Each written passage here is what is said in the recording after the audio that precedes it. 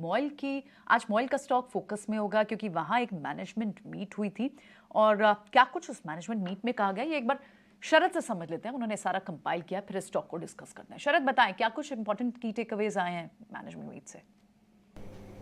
जी बिल्कुल, मॉइल जो है फोकस में रहने वाला है। यहाँ पे इंपॉर्टेंट मैनेजमेंट मीट आई थी जहाँ पे मैनेजमेंट एक्सपेक्ट करी कि जो वॉल्यूम ग्रोथ है लगभग 20% रहे अगले 2 साल में।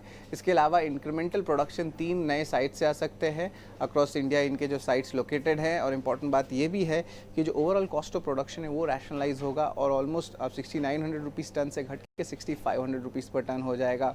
अब अगला वेज रिवीजन 10 साल बाद है, इसका मतलब कॉस्टिंग जो है ओवरऑल स्टेबल होने वाली है। पॉजिटिव कमेंट्री आ रही है एक्सपोर्ट आउटलुक को लेकर और आगे जाते हुए जेएमडीसी के साथ एक जेवी का भी करार हो सकता है, तो उस पर भी जो है ओवरऑल इंक्रीमेंटल कैपेसिटी में एडिशन देखने मिल सकता है।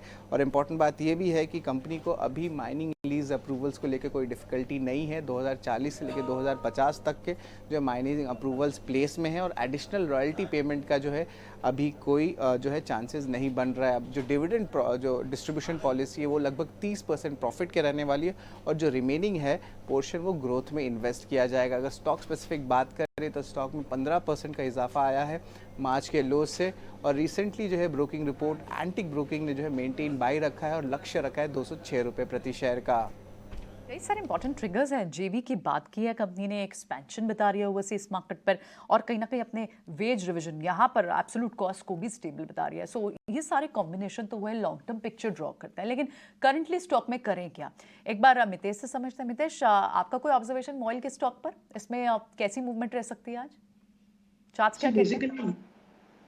बेसिकली मॉइल के अंदर आप देखो पिछले 4 क्वार्टर स्टार्टिंग फ्रॉम सितंबर 2022, पिछले 4 क्वार्टर में जो सीमित दायरे में स्टॉक का जो रुझान है वो रहा है 178 on the upside and 140 on the down side. तो बहुत ही टाइट रेंज में स्टॉक ट्रेड कर रहा है। पिछले 2 दिन से गिरावट थी जो कल के दिन में एक थोड़ी स्ट्रेंथ दिखाई है। तो आज के दिन के लिए मैं यही कहूँगा कि 166.25 जो 14 तारीख का जो हाई था, अगर वो क्रॉस करता है मॉइल के अंदर तो ही उसमें पोजीशन ली जा सकती है। अगर वो क्रॉस कर गया तो आज के ही दिन हम 176 का जो टारगेट है वो अचीव कर सकते हैं। तो इट्स अ कंडीशनल बाय आज के दिन में न्यूज बेस अगर कुछ स्पाइक मिलता है 166 से ऊपर ही खरीदना चाहिए और उसके बाद जो है टारगेट आपका रहेगा 178। अदरवाइज अगर आप क्वार्टरली चार्ट के अंदर देखो और अगर आपको एक सस्टेनेबल अपमूव या your beginning of a long term trend की अगर आप बात करें तो उसके लिए 178.60 जो 30 सितंबर 2022 का हाई था, अगर वो क्रॉस करता है तो उसके बाद ही एक सस्टेनेबल तेजी आएगी। अदरवाइज जो स्टॉक है वो इमीडिएट स्पाइक करके वापस से अपनी जो ओरिजिनल रेंज है वहां पे ही आ जाएगा। तो trend reversal level on a quarterly chart is 178 for 60 for today. If it crosses 166 one should buy.